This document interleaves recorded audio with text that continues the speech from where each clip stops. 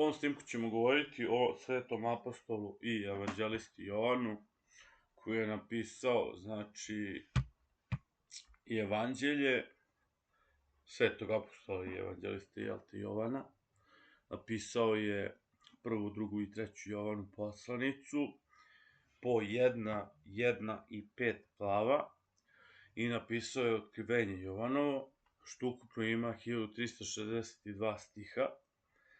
Dakle, kroz 5 knjiga, u ime Oca, Sina i Svetoga Duha, amin, 1362 stiha kroz 5 knjiga.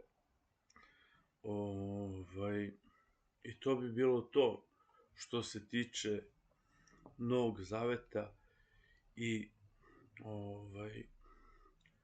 knjiga koju je napisao Sveti apostol i evanđelist Jovan, znači 43. pa onda 66.